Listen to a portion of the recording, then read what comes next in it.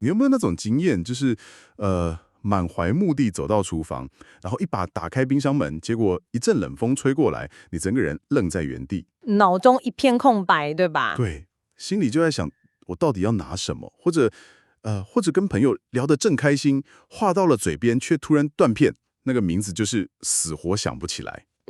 这种瞬间宕机的感觉，其实几乎是我们现代人的日常了啦。真的，而且相信我，正在听节目的你，绝对不是一个人。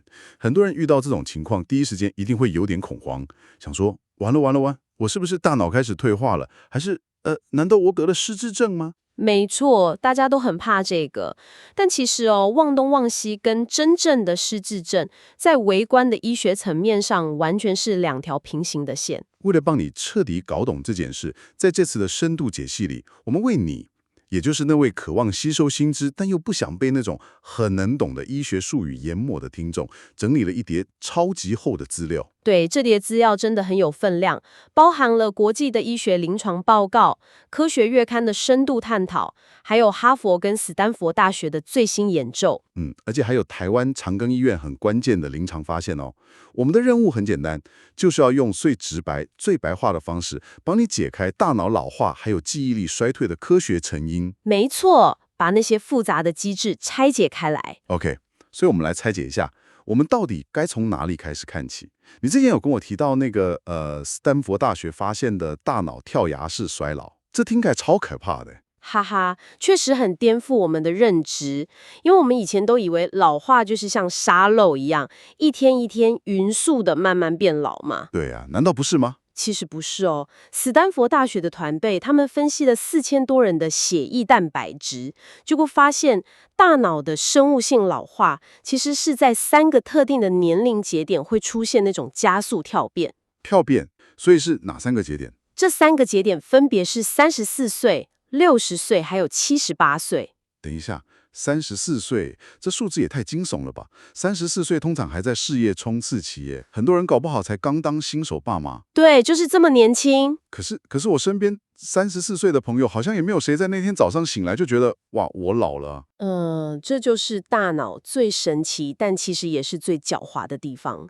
34岁是分子层面，也就是你血液蛋白质组成的第一次剧烈变化。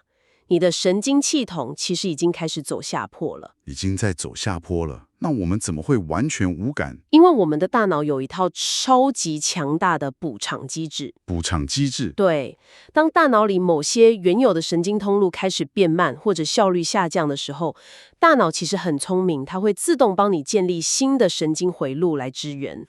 就像是原本的高速公路塞车了，或者在施工。没错，大脑就会默默帮你在旁边开拓一些替代道路，让你还是能到达目的地。哇，大脑真的很燥耶！是很照啊，但问题是，这个补偿机制到了60岁的第2次跳变点，就会开始觉得吃力了，替代道路也塞爆了。这时候你才会真正感觉到，记忆力好像真的不如从前了。了解。所以，当我们真的有感觉的自己变笨的时候，其实大脑底层的变化早就已经悄悄进行了20-30年了。对，这是一个长期的过程。那问题来了，我们要怎么区分我现在的健忘到底只是替代道路塞车的这种正常老化，还是说我真的生病了？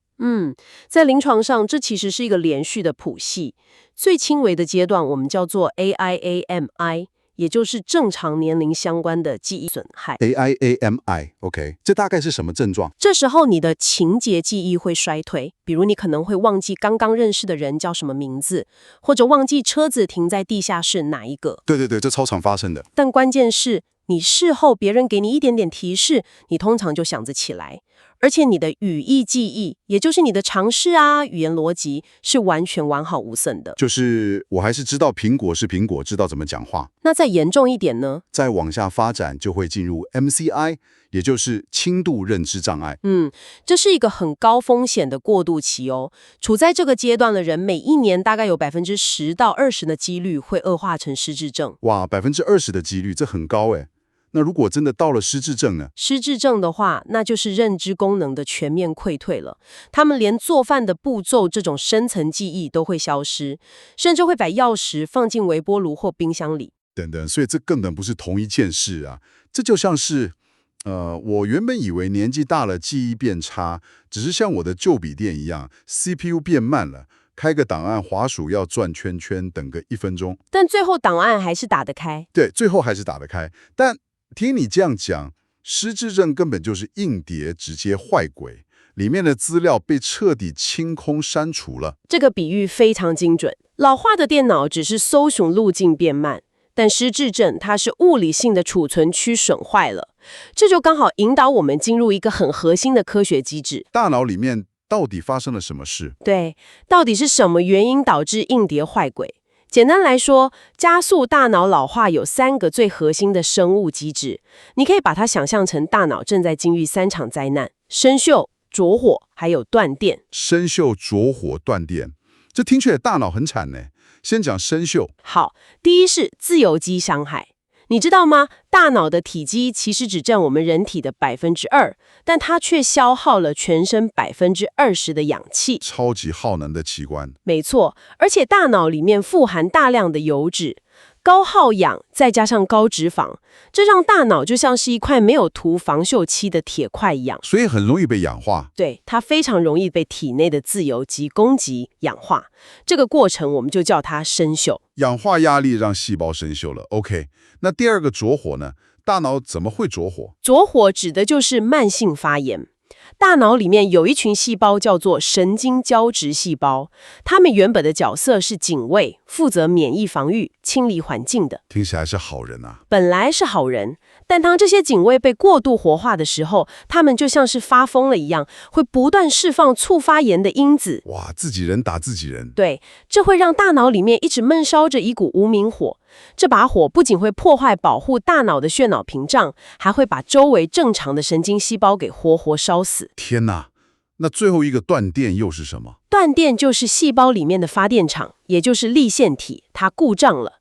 神经细胞如果没有能量去修复自己，最后就只能走向凋亡。所以这就是失智症的底层逻辑，也就是细胞真的死掉了。对，硬碟坏轨，细胞死亡。那如果是我们刚刚说的正常老化呢？像我的旧电脑 CPU 变慢那样，难道正常老化的健忘也是因为脑细胞死掉吗？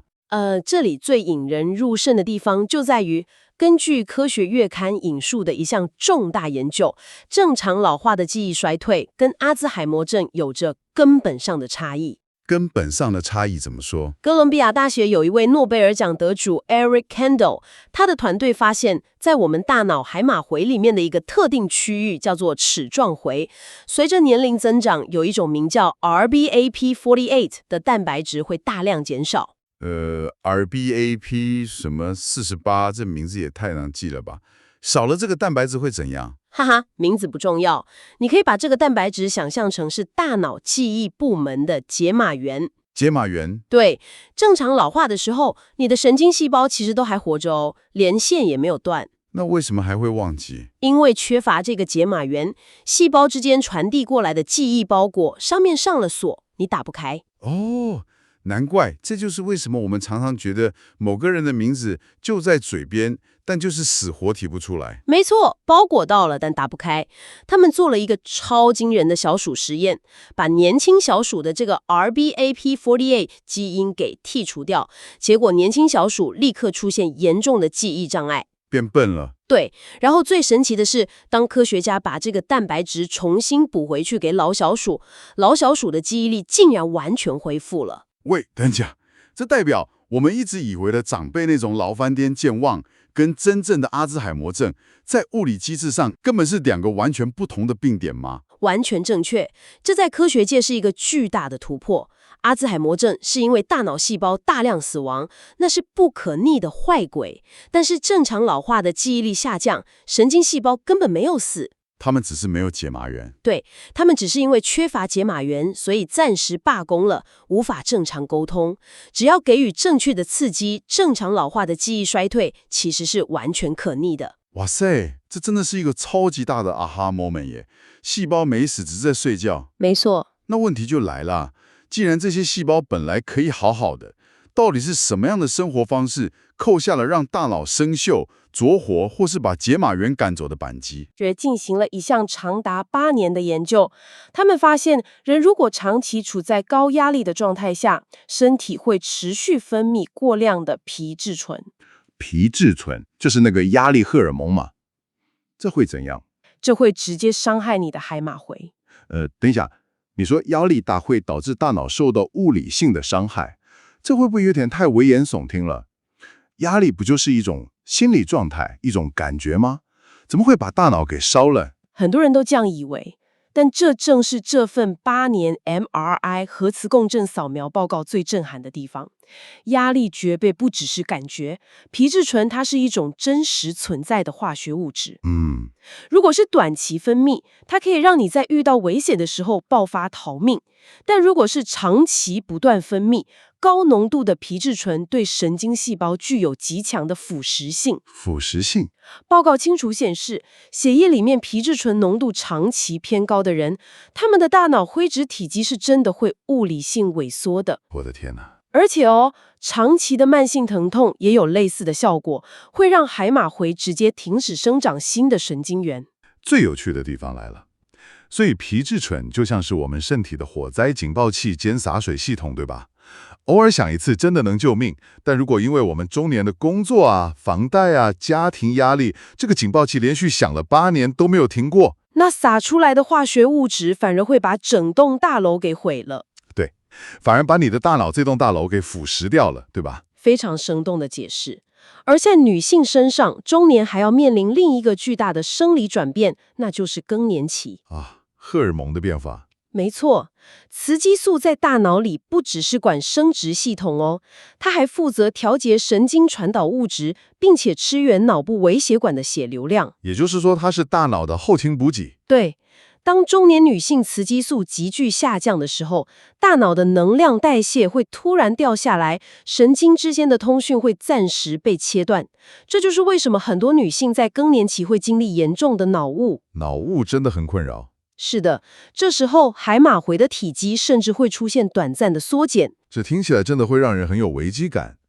那除了压力和荷尔蒙，还有没有什么是我们日常常见的陷阱？绝对不能漏掉的就是3高：高血压、高血糖，还有高血脂。特别是那个高低密度的坏胆固醇 LDL。三高真的是万病之源呢。这3兄弟就像是埋在我们大脑血管里的定时炸弹，它们有一种很可怕的协同破坏效应。怎么个协同破坏法？比如说，高血压会用蛮力去破坏微血管壁，高血糖会诱发胰岛素阻抗，让你的脑细胞吃不到糖分，饿肚子。然后高血脂会让血液变得很粘稠，阻碍大脑清除代谢废物。哇，这3个联手也太毒了吧！这3者联手会让你的大脑长期处在慢性缺血的状态，直接埋下血管性失智症的种子。听你这样讲完，我觉得现在正在听节目的听众，搞不好很多人已经在摸自己的头，很担心自己的大脑是不是已经生锈又着火了。哈哈，先别慌。对，先别慌，因为我们这叠饲料库里其实有一个非常有趣的翻转。有时候我们觉得大脑宕机，其实只是因为后勤补给出了问题，而不是真的硬碟坏掉。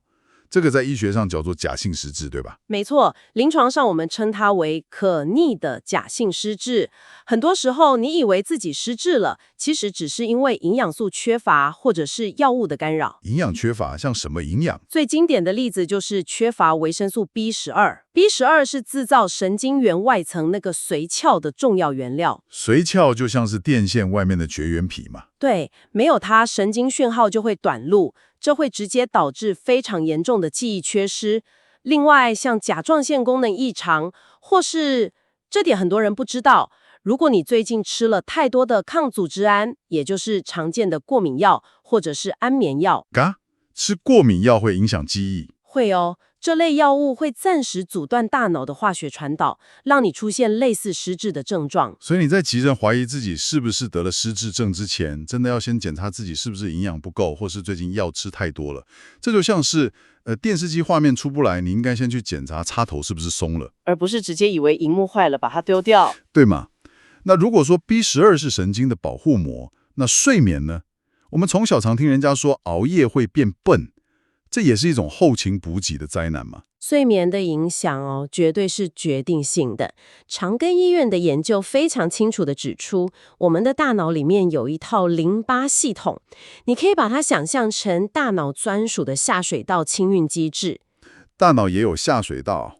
有的，但重点是，这套系统只有在你处于深层睡眠的时候，它才会打开闸门，全速运转。所以清醒的时候不洗。清醒的时候几乎不运作，它负责把你白天思考累积下来的代谢毒物，像是那种会导致阿兹海默症的淀粉样蛋白给冲洗掉。你不睡觉，你的大脑基本上就是整晚泡在自己的垃圾里面。听起来超恶心的。那做梦呢？我常听人说一直做梦代表没睡好，这是不是对大脑也不好？其实这是一个很大的迷思。神经科学期刊的研究发现，做梦期，也就是我们说的 REM 快速动眼睡眠，对大脑超级重要。怎么说？在这个阶段，大脑会加速产生一种叫做寡树突细胞的东西，这种细胞就是负责制造我们刚刚提到的髓磷脂的。就是那个电线绝缘皮。没错。髓磷脂能保护神经讯号快速传导，不漏电。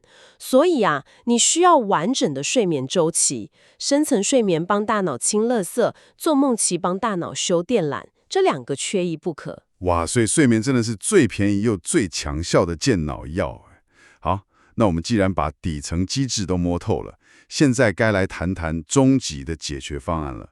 我们到底该怎么做才能成为那种到了80岁依然头脑超清晰的超级老人？关于这个，2024年权威医学期刊4高针提出了一份重量级的报告。他们说，全球有高达45%的失智症，其实可以透过消灭14个可改变的风险因子来预防的。45%，快一半了耶！对，这代表衰老的主控权很大一部分其实握在我们自己手上。在日常实践上，饮食和运动绝对是两大支柱。讲到饮食，我们的资料里有特别强调一种叫做心智饮食 （MIND diet），这跟我们平常听到的那种多吃青菜少吃肉的普通健康饮食有什么不一样MIN 饮食是科学家专门为大脑设计的，它其实结合了地中海饮食和德蔬饮食的精华，但是更精准。它特别强调2样东西要大量吃：绿叶蔬菜和莓果类。为什么特别挑这2样？因为这些食物里面富含极高浓度的天然抗氧化剂，它们能直接进去大脑，对抗我们前面提到的大脑生锈，也就是氧化压力，把自由基清掉。对，同时它也要求你要严格限制饱和脂肪和反式脂肪，防止微血管被阻塞。研究证实高度遵循这种 MIND 饮食的人，阿兹海默症的风险可以大幅降低，高达53%，降了一半以上，这投报率也太高了吧？那运动呢？我们都知道运动对身体好，可是运动不就是让心跳变快，促进血液循环吗？它对大脑的神经细胞有什么直接的好处？运动的魔力绝对远远不只是促进血液灌流而已。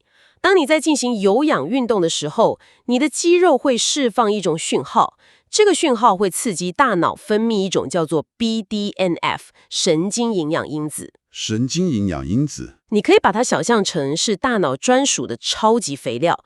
更关键的是，你还记得我们前面提到，正常老化是因为缺乏 RBAP48 那个记忆解码源吗？对，那个上了锁的包裹。科学家已经证实了，运动是目前医学界已知少数能够自然促进大脑生成这个 RBAP48 蛋白质的方法。哇，原来运动就是唤醒那个解码源的闹钟，这太神奇了吧？对，非常直接的因果关系。那除了吃原型食物跟运动，资料库里也有提到一些天然植化素的修复力，里面特别提到了灵芝。这听起来很像是长辈在吃的传统补品耶，它在现代医学里面真的有科学根据吗？其实有现代科学早就把灵芝的机制拆解得非常清楚了。它里面的2大活性成分多糖体和3萜类，正好完美对应了我们前面说的大脑老化成因。怎么对应？首先，磷脂多糖体能够活化我们体内一种叫做 SOD 超氧化物歧化酶的抗氧化酵素。等一下，这名字又有点长。哈哈，你把 SOD 想象成是大脑内建的灭火器，它能用超级高的效率去中和自由基，帮大脑除锈，并且保护粒线体这个发电厂。解决了生锈跟断电。没错，而另一个成分三萜类则具备强大的抗发炎特性，它能够去安抚那些过度活跃的神经胶质细胞，把大脑里的慢性无名火给扑灭。哇，所以生锈跟着火都有对应的解方了。是的，不过也要提醒听众朋友，市面上相关的产品非常多，你一定要寻找有国家健康食品认证的，像是台湾的小绿人标章，而且要具体标示有延缓衰老功效实证的产品，这样才是有科学保障的辅助。这点真的非常实用，大家购买前要看清楚标章。那如果听众朋友听完这集还是有点担心自己的记忆力，想说干脆去医院挂个号做个检查图个安心，这有什么需要特别注意的吗？这点非常重要。如果你去医院，千万不要只做最传统的那种，请你100连续减7的简单失智量表。那个叫做 MMSE 对吧？对，你可以主动去问医师，看能不能做 MoCA， 也就是蒙特利尔认知评估。为什么要特别指定做 MoCA？ 因为传统的 MMSE 比较基本，它通常只能抓出那些已经明显衰退的失智症患者，但是 MoCA 不一样，它包含了化时钟啊，还有比较复杂的连线测验。听起来比较难呢。对，它就像是给你的大脑做一场压力测试。MoCA 在于抓出那种非常早期的微小的轻度认知障碍 MCI， 敏感度高达90%以上，所以可以很早就抓到问题。没错，如果我们把这个连接到更宏观的层面来看，其实整个医学界的共识是非常明确的：改善大脑健康永远不会太早，但也永远不会太晚。因为我们的大脑终其一生都保有神经可塑性。所以这一切到底代表什么？这代表大脑老化虽然是生理的必然，但它绝对不是一辆失控刹车失灵的列车。你硬碟坏轨的速度，你海马回的体积，其实很大一部分是握在你自己的手里的。说得对，透过保护睡眠、抗氧化的饮食，去运动唤醒细胞，我们完全可以帮大脑争取到极大的缓冲空间。没错，了解大脑底层的运作机制，其实就是我们夺回主控权的第一步。老化从来都不是诅咒，它只是一个提醒我们该升级生活策略的信号。说得太好了。